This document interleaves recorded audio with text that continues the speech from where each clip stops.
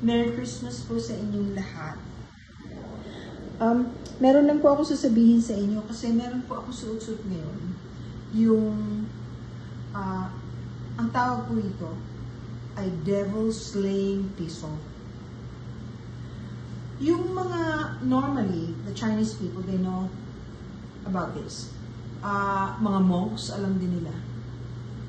Kasi, kaya tinawag na devil slaying pistol, nagagamit po ito para magpaalis ng mga demonyo na umaaligid sa inyo. Dumating po ito ngayon, available, dito sa clinic.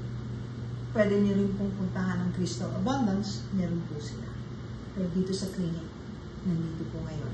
Suot-suot ko po ngayon, tingnan niyo. Crystal po yan. Maaari ko po ipakita sa inyo yung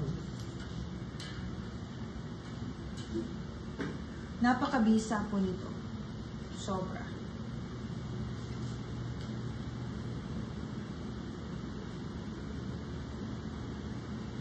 Kita niyo po ba? Pag meron kayong problema sa bahay ninyo na sobra ng bigat, maaari pong magamot ng insenso, but you have to do it every day. Kung kaya niyo po mag-slay ng devil o evil spirits, ito po ang dapat ninyong gamitin. Napakabisa. Napakaganda.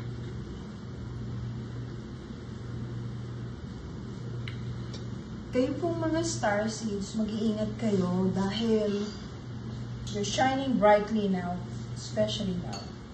Magiging puntirya po kayo ng mga negative spirits o evil spirits o yung mga kalaban ng star seeds. Dahil ayaw nila na makatulong kayo sa sangkatauhan para mailigtas o ma-upgrade ang mga tao. Mag-iingat po kayo at huwag kayong magtaka kung palagi po kayong hindi mapakali o parang nilalagnat, masamang pakiramdam. Palagi po kayong pipiliting sirain, pipiliting magkasakit, maguluhan ng pag-iisip dahil napaka-special po ng star seeds. Gusto ko lang pong malaman ninyo yan. Ang crystal po ay napaka-powerful pag alam niyo yung gamitin. Katulad po nito.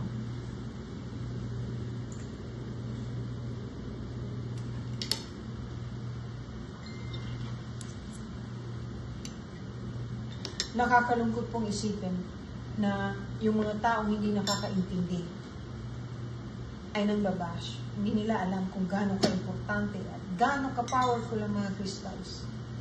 Napaka-powerful po niyan. In fact, lahat po ng mga advanced civilizations, ang gamit po nila ay crystal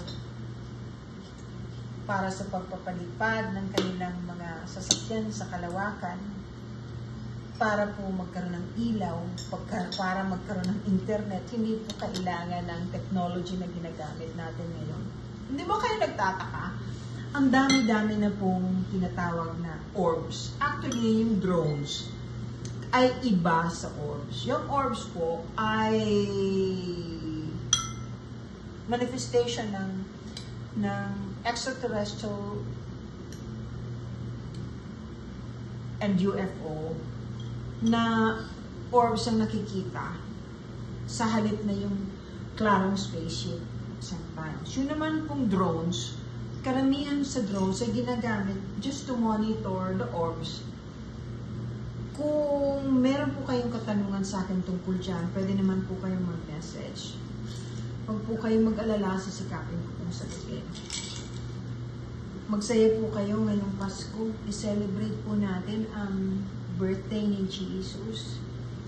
Yung mga pamilya po natin, yakapin, mahalin, magsalo-salo kahit na konti lang. Basta magkakasama. Hindi na po kababalaghan ang mga spaceships ngayon. Normal na po yan. Pero alam niyo ba, 1998 pa lang, ay itinuturo ko na yan sa mga kaibigan ko.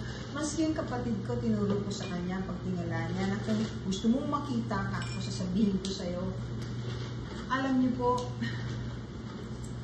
matagal na. Pasensya na po kayo, may nagkukuha ng yelo kasi nagsa-celebrate po kami ngayon ng Christmas party namin ng kaunti dito sa dito sa gallery. Nag-i-enjoy po kami, salo-salo, kami-kami lang.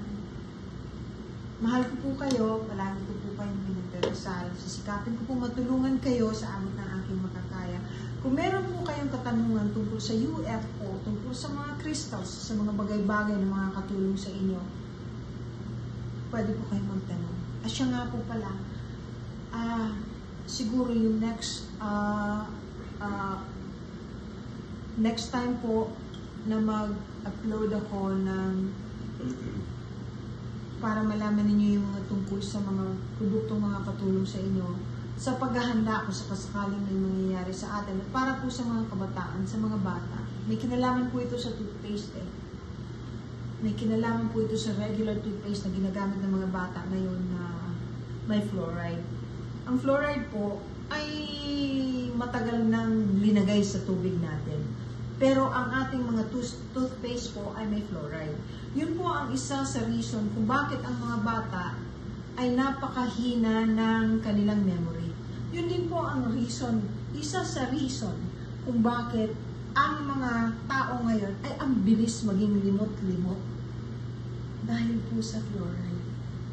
I came up with a toothpaste that will help the kids be able to retain their memories, yung good memory para wag maging limot-limot. Ganun din po sa mga regular na tao. Depende kahit anong edad. Hayaan niyo po, ilo-launch ko bago matapos po ang taon. God bless everyone. Merry Christmas!